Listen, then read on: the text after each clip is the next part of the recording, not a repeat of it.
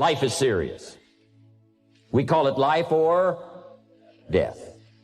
Somebody asked me one time if I had a good description of life. I said, yes, I think I've got a good one. Life is the struggle to keep death at a respectable distance. Death seems to want to move in prematurely. If you want to live a good, long, flourishing life, you got to push back. And we're dealing with some serious matters here. So we can't just, tell the latest 10 jokes and just go home. We're not here to entertain. We're here to instruct. We're here to grow. We're here to learn. We're here to get the best we possibly can. Serious. Life is serious. The future is serious. And I'm asking you to take it serious. Take your own future serious. What you can do for your family, take it serious. This is serious business. Next, number 1 was get serious. Here's number 2, get smart. Don't miss the training class. You say, well, I've already been to one of those classes. I've already heard it. I got a good phrase for you to take home. That's no sign you got it. Just because you've listened to those millionaire tapes one time is no sign you've got it. I'm asking you to listen to them over and over and over. I'm asking you to dedicate yourself to a new level of learning. Study, learn, grow, change, develop. Never let it be said you didn't learn. Right? If you want to solve your problems, you got to learn. If you want to take advantage of an opportunity, you got to learn.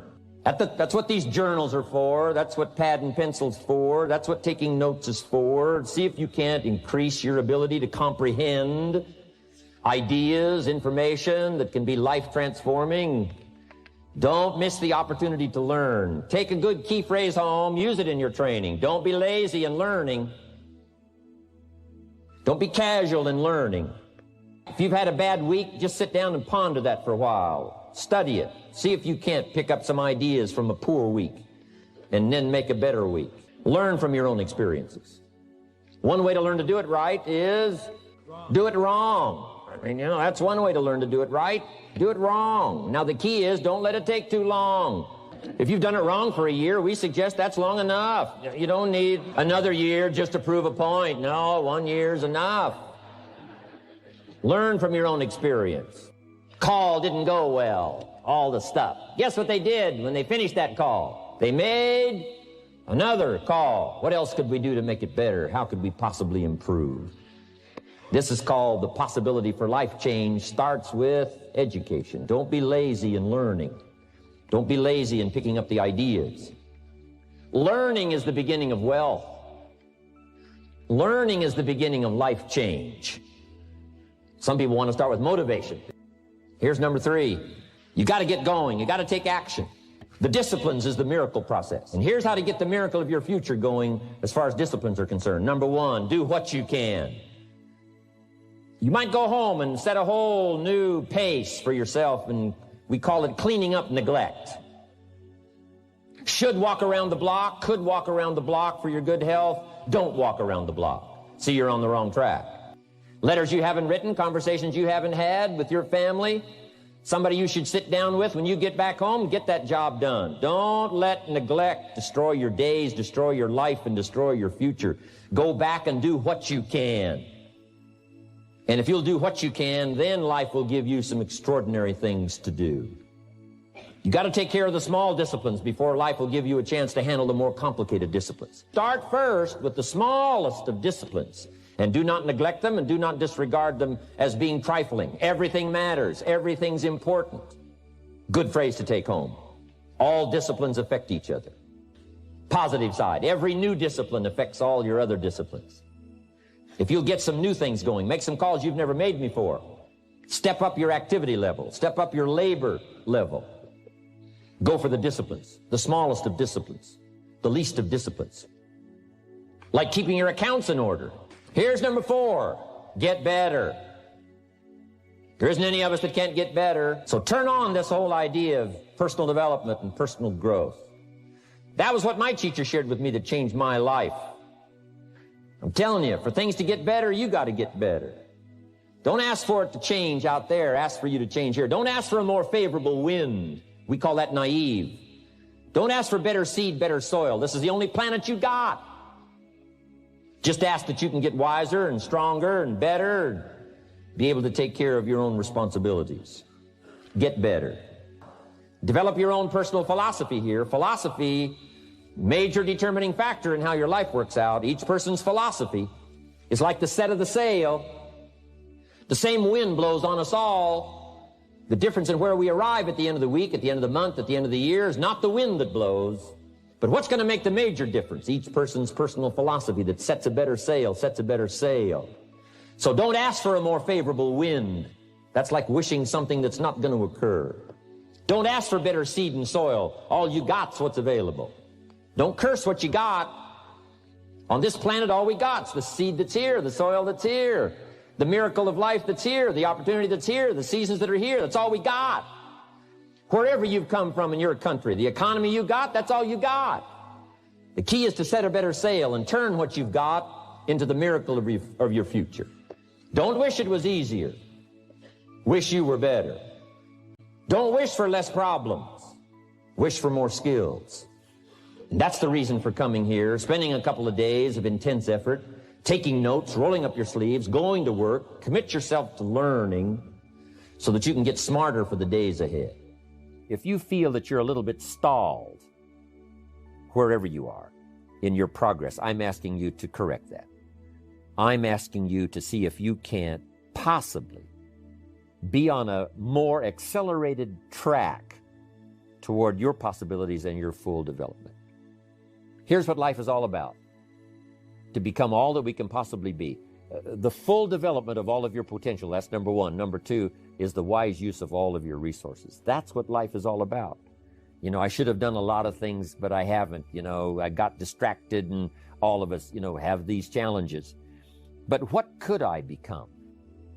Being all that you can be, and not let habits drag you down.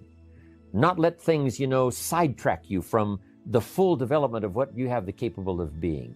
What all could your heart encompass if you really had the chance and you really had the disciplines and really got to it? What could you really become? What could you earn? How healthy could you really be? How many books could you write? How many poems could you write? If you could do better, should you? That's not a bad question. In the time allotted to labor, in the time given to economics, care for family, success, achievement, productivity, the creation of value, the development of skills and creativity, if you could do better, should you? I think that one of the greatest satisfactions of living life to the fullest is doing the best you can with whatever you have. So here's one of the key questions of the evening. Starting tomorrow, what are you going to do that'll make a change in your life's direction? Good question. What are you going to do starting tomorrow that'll make a difference? Now, see, if you don't do something starting tomorrow that'll make a difference, guess what? It's gonna be the same. When I finally discovered that the government wasn't my problem, and that prices weren't my problem, and that it wasn't the company, and it wasn't company policy, and it wasn't my negative relatives, and it wasn't the weather, and it wasn't the economy, and it wasn't the community, when I finally discovered it was me, we call that trauma. Now, after I had passed through the trauma of discovering that it was me and not all the other things I'd blamed all those years, when I finally went through the trauma, now suddenly it dawned on me, hey, if it's me, I can do something about that right away. And then I started getting excited after my trauma had passed. The only change that is really going to dramatically affect your life is you. What a revelation. But once you find out it's you, that's something you can go to work on this very day. You can start to make a new stretch today. You can start reading some new books today. You can sign up for some new classes today. You can start engaging in constructive thinking today. You can make some life-changing decisions today. See, you don't ever have to be the same again after this evening, only by choice. And I found out that the same things can happen to two different people. One gets rich and one stays poor. Why is that? It's because it's not what happens, but rather it's what you do that changes everything. Learn how to handle the seasons better. Let's go through them. Number one, learn how to handle the winters. There's all kinds of winters. The winter when you can't figure it out, the winter when it all goes wrong, the winters of your life. Social winters, political winters that we're going through around the world. Okay? Economic winters that a lot of people are experiencing these days. Personal winters when your heart is smashed in 1,000 pieces and the nights are unusually long. It is simply called winter time. But here's what you've got to do in your own personal development, your own personal growth, and that is just get better at handling the winters. You can't change the winter. You can't change the seasons, but you can change yourself. You say, well, what can I do about the upcoming winters of my life, the challenges that I know I'm going to face? Here's what you can do. You can get wiser and stronger and better. Just make a list of that trio of words. Wiser, stronger, and better. Go home smarter than you came. Go home with more ideas than you came with. Next, get stronger. You can develop the muscle. You can develop the courage muscle. You can develop the inspiration muscle. You can develop the dedication muscle. You can get stronger. There isn't anybody here that can't get stronger. Next time we see you, may not even recognize you, how strong you're going to be able to become in language, in style, in personality, the ability to cope, the ability to handle with anything that happens, no matter what happens. And the third one is get better. We can all get better. I've gotten better. First talk I gave, I stood up, my mind sat back down. But here's the secret to my success. I stood up and did it again. I stood up and I did it again. And I did it again, and I did it again all those many years ago. I did it when I was scared, and I did it when I didn't want to, and I did it when I was ill. And I did it when it didn't work well, and I did it when they didn't appreciate it, and I didn't a lot of times when I didn't know much what I was doing. I just did it anyway. And now all these years later, I'm asked to walk on this stage with the greatest introduction I've ever had, greatest response and welcome I've ever had, the greatest opportunity I've ever had to touch this many lives with a mixture of words and heart and soul. I got better. I got better day by day and week by week and month by month. And I'm asking you to do the same thing until you can develop a long arm and a long reach, until you can develop influence that won't quit. Touch people next year you couldn't touch this year. Touch people now you couldn't touch before. Conduct a meeting now you couldn't conduct before. Heart and soul now mixed in there that wasn't there, missing before. I'm asking all of you to get better in spite of the winters, in spite of the downturn, the money downturn, the social downturn, the personal downturn, whatever it is. Just get stronger. Get better. The key is not to wish for a better winter. The key is to wish for more strength, more wisdom, more courage, get better, get wiser, get stronger. If you blame the economy, and you blame the schools, and you blame the teachers, and you blame the sermons and the preachers, and you blame, the marketplace, and you blame the company and company policy, what else is there? When some people get through with their blame list, there isn't nothing else. That's all there is. And if you blame the only thing you've got to work with, I'm telling you, it's called mistake colossal.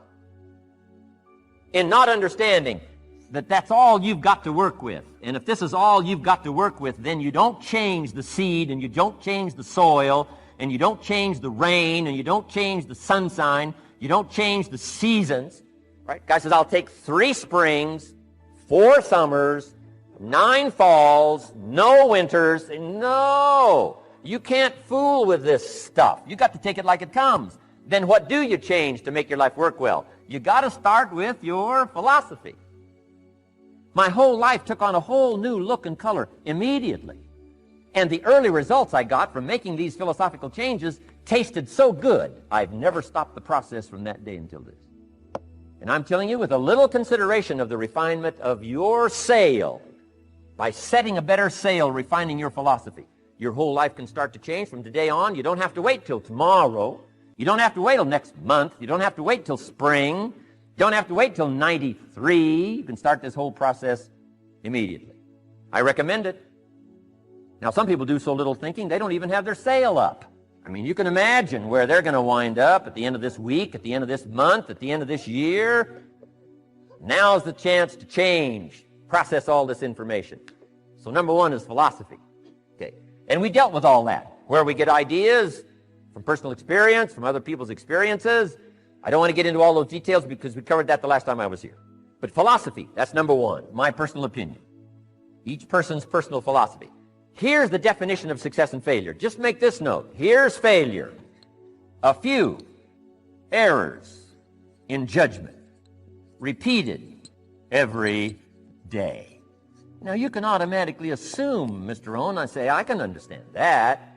A few errors in judgment repeated every day. Just because disaster doesn't fall on us at the end of the first day doesn't mean disaster isn't coming. You've got to be so smart that you look down the road and say, will the errors in my present judgment of philosophy, what's that going to cost me in 1 year, 6 years, 1 month, 6 months? I'm telling you the money cost and the health cost and the success cost is too gigantic if you'll look down the road a little ways and say, are there errors in my current judgment like an apple versus a Hershey bar? Is that just a good illustration of some of the rest of my errors in judgment? If it is, that's where I found myself at age 25. Now, once I understood this, here's the formula for failure: errors in judgment, being lax about developing your own personal philosophy. I'm telling you, it's called accumulated disaster. Now, let me give you the secret to success. The formula for failure: a few errors in judgment repeated every day for 1 month starts the weakness, starts the disaster process. You can imagine what happens in 6 years.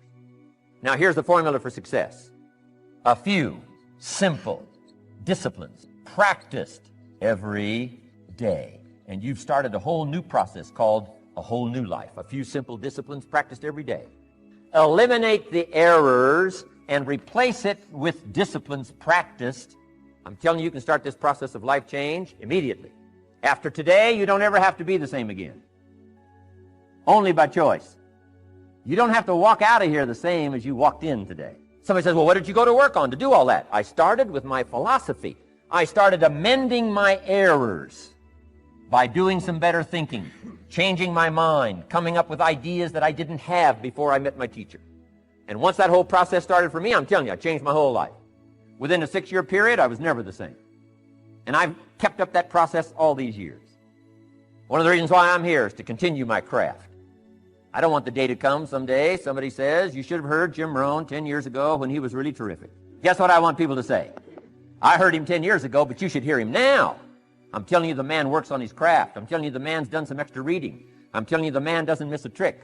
I'm telling you he's worked hard on himself. That's why he's able to deliver like